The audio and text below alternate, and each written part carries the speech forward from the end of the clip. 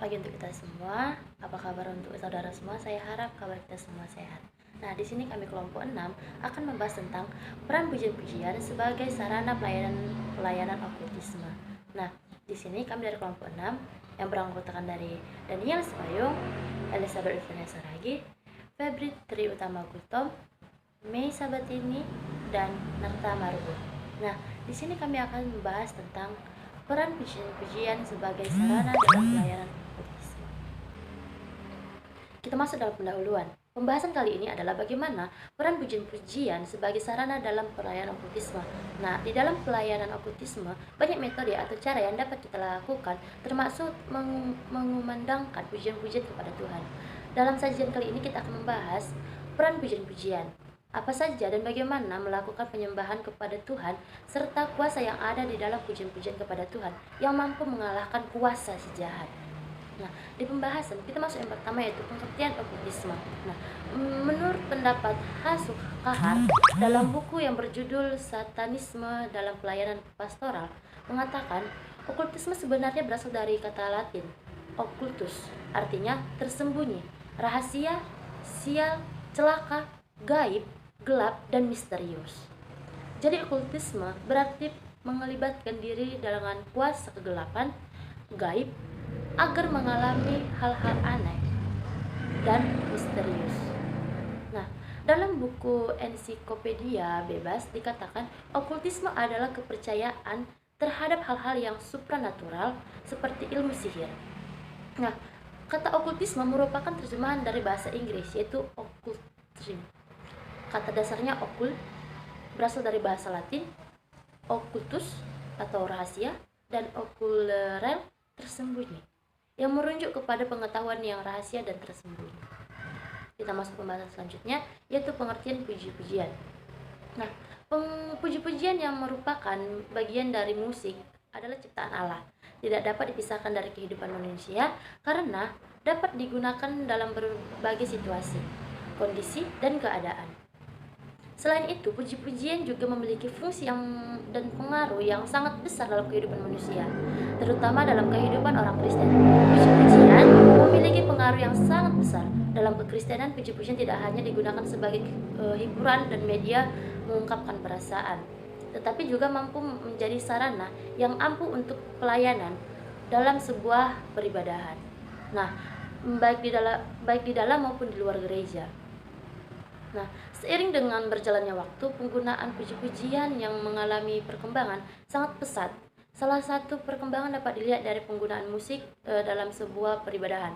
Puji-pujian tidak hanya digunakan dalam ibadah tertentu, tetapi dapat juga digunakan dalam berbagai jenis ibadah.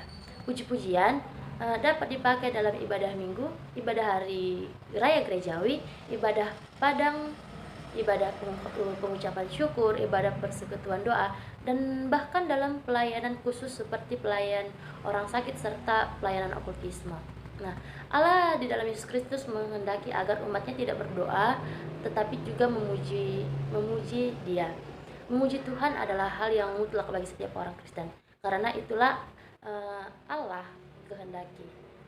Memuji Allah tidak hanya dengan mulut, tetapi dengan hati yang tertuju kepadanya. Sebagai orang Kristen yang telah ditebus Allah, sepantasnya lah kita naikkan pujian kepadanya, sebab Ia bertahta di atas puji-pujian. Puji-pujian merupakan salah satu sarana yang dapat digunakan dalam pelayanan, khususnya pelayanan okultisme. Nah, Allah yang kita sembah dan Yesus Kristus adalah Allah yang sangat menyenangi puji-pujian yang disampaikan kepadanya dengan sungguh-sungguh, dan Ia bertahta di atas puji-pujian yang kita sampaikan kepadanya. Setiap orang yang di muka bumi pasti memiliki pergumulan dan masalah. Tidak ada seorang pun yang dapat luput dan terhindar dari masalah. Masalah yang dihadapi memiliki kadar yang berbeda. Ada yang bergumul dengan keluarga, pendidikan, pekerjaan, penyakit, bahkan dengan roh jahat atau kuasa gelap. Selama di bumi ada hal yang sangat penting dalam kehidupan orang Kristen. Hal penting itu adalah bertumbuh dan dalam pengenalan Allah. Selanjutnya kita memasuki istilah pujian dalam Alkitab. Nah, kita membagi itu dalam perjanjian lama dan perjanjian baru. Di dalam perjanjian lama ada berbagai jenis, yaitu seperti yang pertama itu istilahnya ada halal. Halal memiliki arti membanggakan, merayakan, menghargai. Kata halal berasal dari kata helel yang berarti pemacaran benda-benda surgawi. Jadi maksud dari kata halal adalah menjadi terang bercahaya atau transparan, menyanjung, merayakan dengan bersorak-sorai. Nah, kata halal ini di perjanjian lama digunakan sebanyak 113 kali. Bentuk pujian ini baru dipersembahkan dalam suatu sikap kegirangan. Contohnya itu puji-pujian dalam Mazmur 44 ayat 9. Karena Allah kami menyanyikan puji-pujian. Nah, contohnya lagi dalam Mazmur 18 ayat 4. Terpujilah Tuhan. Ada kesan bahwa umat Allah harus bermewah-mewah mengenai Tuhan. Nah, selanjutnya itu di perjanjian lama ada juga zamar. Zamar memiliki arti memainkan beberapa alat musik. Nah, memberikan pujian atau menyanyikan pujian. Bermazmur, puji-pujian yang dinyanyikan dengan mengiringi dengan alat musik. Contoh alat musik yang di dalam firman Tuhan adalah dalam Mazmur 47 ayat 6 sampai 7, ayat Mazmur 57 ayat 8 sampai 9, Mazmur 68 ayat 4 sampai 5, Mazmur 114 ayat 9 dan Mazmur 147 ayat 7. Nah, selanjutnya itu istilahnya itu ada yadah. Yadah memiliki arti bersyukur atau memuji. Pujian, mengakui, berterima kasih. Mengungkapkan suatu tindakan rasa syukur dan terima kasih yang keluar dari hati. Ini dapat tertulis di Mazmur 111 ayat 11, Mazmur 42 ayat 5, Mazmur 20 ayat 1, dan Mazmur 43 ayat 4. Nah, selanjutnya itu ada istilah sabat. Sabat memiliki arti pujian, kemenangan, kemuliaan, pemujaan dengan suara keras. Nah, kata ini menggambarkan ketika umat Israel berada dalam tabernakel di mana semua orang memuji Tuhan dan suara gemuruh. Nah, ini terdapat di Mazmur 63 ayat 4, 117 ayat 1. Selanjutnya itu ada istilah tehilah. Tehilah memiliki arti penyanjungan, sebuah kidung pujian yang selayaknya karena kebajikan-kebajikan. Menyanyi dengan meluapkan sukacita. Cara ini dipakai dalam konteks sukacita yang meluap-luap. Kata ini dipakai dalam perjanjian lama sebanyak 57 kali. Contohnya dalam Alkitab yaitu dalam Mazmur 40 ayat 3, di Mazmur 22 ayat 4, Mazmur 33 ayat 1, dan Mazmur 34 ayat 2. Nah, selanjutnya itu kita memasuki di dalam perjanjian baru. Nah, istilahnya itu ada epanos. Epainos memiliki arti pujian atau penghargaan. Berasal dari bahasa Yunani yang berhubungan dengan kemuliaan Allah. Contohnya dalam firman Allah adalah dalam Matius 21 ayat 16, yang dalam bahasa Inggrisnya itu laudation praise. Selanjutnya ada istilah eulogio. Eulogio memiliki arti memuji, menyanjung.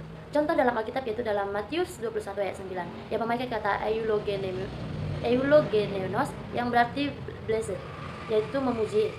Dan ada terdapat juga di dalam Markus 11 ayat 9, Lukas 1 ayat 64, Lukas 2 ayat 26. Nah, selanjutnya itu ada istilah ainos. Ainos berasal dari kata aineo.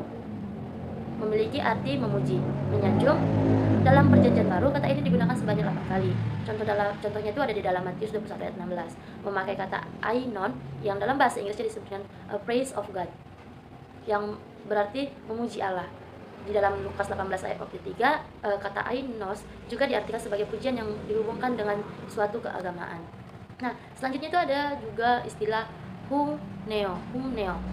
Memiliki arti pujian, menyanyi atau memuji, menyanjung. Contoh ayat dalam firman Tuhan yaitu dalam Markus 14 ayat 26, yang dalam bahasa Inggrisnya disebut to celebrate God in song, yang berarti menyanjung Allah dengan nyanyian.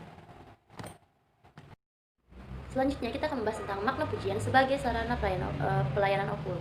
Nah, puji-pujian adalah bagian dari musik yang merupakan anugerah Allah kepada manusia secara khusus kita sebagai umat tebusannya, di mana kita dapat menggunakan anugerah tersebut untuk memuliakan dan menyembah Allah dalam roh dan kebenaran.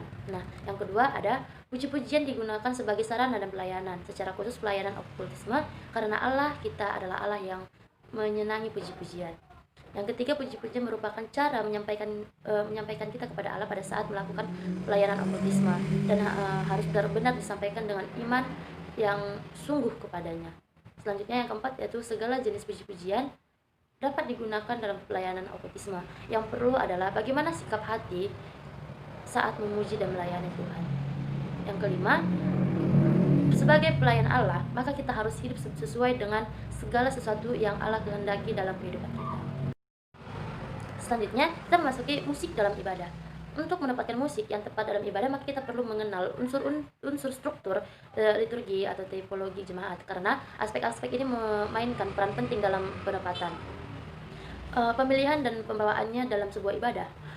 Musik dalam liturgi dijadikan untuk menyanyikan, melakukan teks liturgi, dan mengiringinya. Secara umum, ibadah diartikan sebagai kebaktian kepada Tuhan, perbuatan, dan sebagainya untuk menyatakan bakti kepada Tuhan. Nah, musik memiliki beberapa fungsi. Yang pertama itu bahasa atau alat komunikasi yang sangat berkaitan erat dengan zaman atau budaya dan lingkungan sekitarnya. Yang kedua, media ekspresi manusia.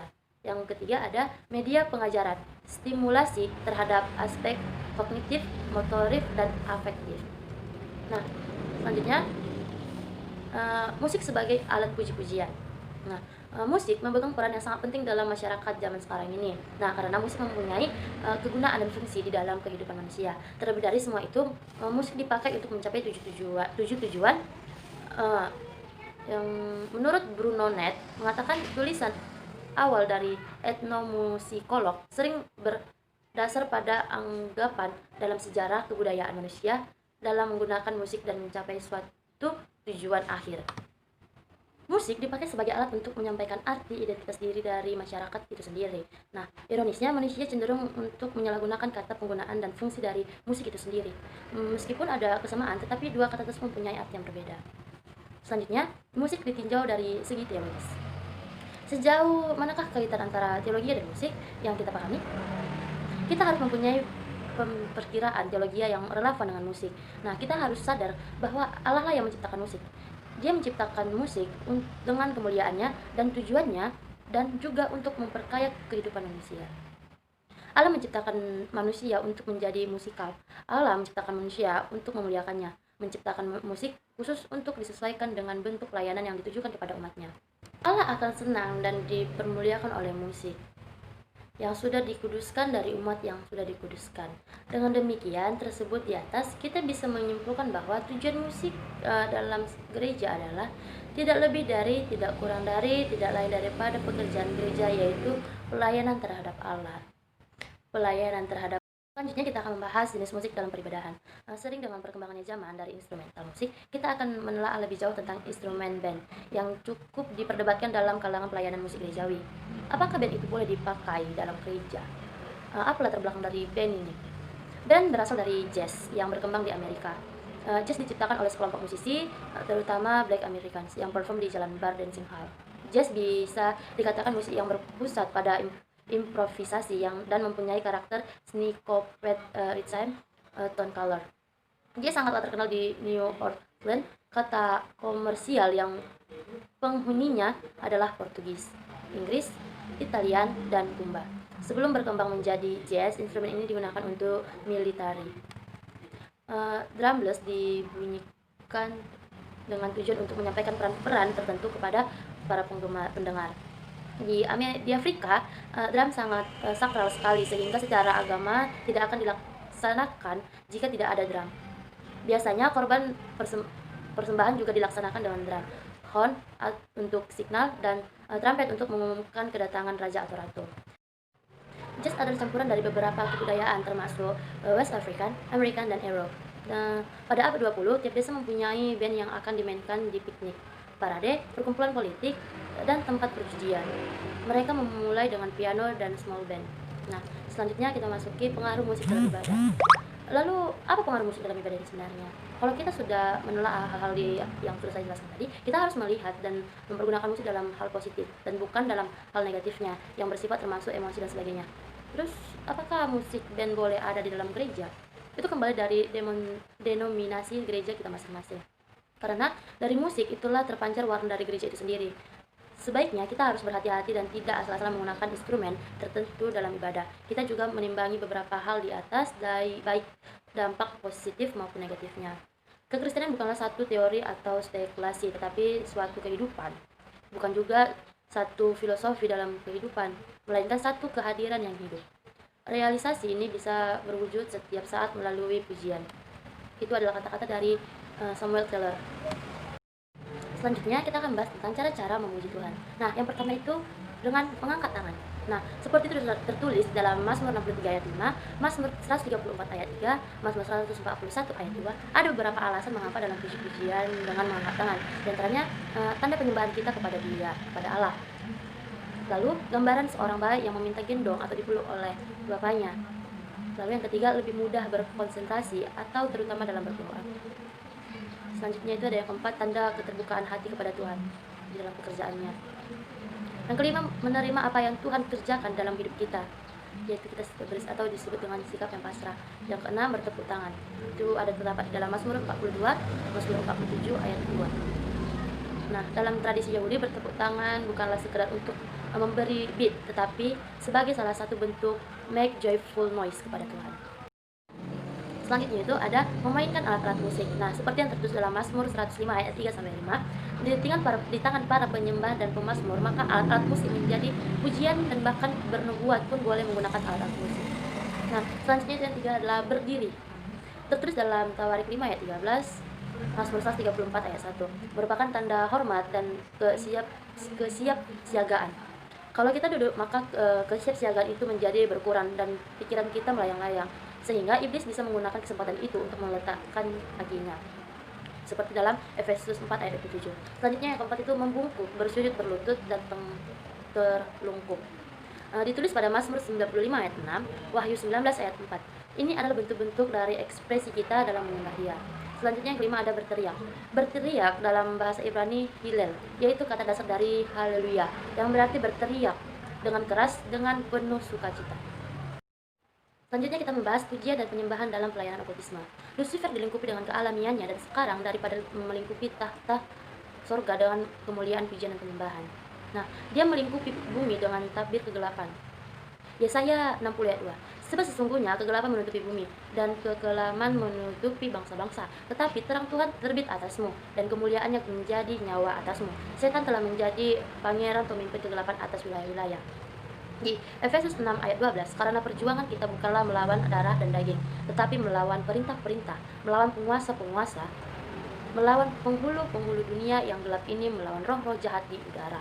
Nah, tujuan dari tabir kegelapan adalah untuk membutakan seluruh makhluk hidup, untuk menghalangi mereka menerima kemuliaan Tuhan. Saat kita membuka gerbang surga melalui pujian dan menyembah, malaikat menampakkan diri, Tuhan sebagai dirinya akan datang dan hadiratnya dapat dirasakan. Contoh, Daniel dalam kitab Daniel pasal 10, malaikat dikirim untuk menanggapi ucapan Daniel yang ditahan selama 21 hari oleh pangeran dari kerajaan Persia. Nah, kemenangan Yosafat adalah salah satu contoh hebat dalam kemenangan melalui pujian dan penyembahan. Sewaktu Yehuda diserang oleh 3 bangsa, mereka merasa tidak ada harapan kalah banyak. Tetapi Raja Yosafat dan orang-orang Yehuda tahu apa yang harus dilakukan. Mereka mencari Tuhan. Musuh-musuh kita yang pada mulanya adalah pemuji di dalam surga tidak bisa bertahan dengan suara pujian. Yang dikirim Tuhan, tentara malaikat akan menghalau serangan-serangan jahat. Nah, dalam kebingungan mereka akan berbalik kepada satu dan yang lainnya, dan mereka akan kalah sewaktu kita memulai memuji Tuhan. Ada tempat untuk peperangan dengan musik dan akan mengaitkan kita kepada kuasa kemenangan kita atas musuh, dan mengingatkan dia bahwa dia telah dikalahkan. Pemenang peperangan tidak berteriak pada musuh, tetapi berpusat pada pujian, fokus kepada kebesaran Tuhan. Di dalam Mazmur 149 ayat 6-9, biarlah pujian pengagungan Allah ada dalam kerongkongan mereka, dan pedang bermata 2 di tangan mereka untuk melakukan pembalasan terhadap bangsa-bangsa, penyiksaan terhadap suku-suku bangsa, untuk membelenggu raja-raja mereka dengan rantai, dan orang-orang mereka yang mulia dengan tali-tali besi, untuk melaksanakan 105 terhadap mereka hukuman seperti yang tertulis. Itulah semarak bagi semua orang yang dikasihinya. Haleluya. Nah, para pemuji yang berada di depan pasukan Yosafat tidak menyanyikan lagu-lagu peperangan kepada iblis. Mereka menyanyikan lagu memuji kemuliaan yang kudus, memuji Tuhan untuk kasih-Nya yang kekal selamanya. Mereka memuji Tuhan. Kita harus menaikkan korban pujian meski situasi tampak tidak memungkinkan. Saat kita melakukan ini akan selalu ada kekuatan yang terjadi. Kemenangan dapat datang melalui pujian yang tertinggi dan kedalaman penyembahan. Nah, kesimpulan, Dari pemaparan di atas dapat disimpulkan adalah puji-pujian dan penyembahan kepada Tuhan mampu mengalahkan kuasa jahat.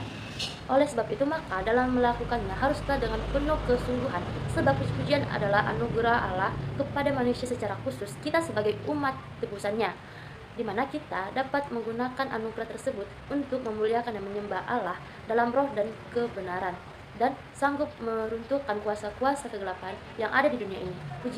Puji-pujian memiliki pengaruh yang sangat besar dalam kekristenan. Puji-pujian tidak hanya digunakan perasaan, tetapi juga mampu menjadi sarana ampuh untuk pelayanan pelepasan dari kuasa gelap atau kuasa si jahat. Demikian pemaparan kami dari kelompok 6. Terima kasih. Horas.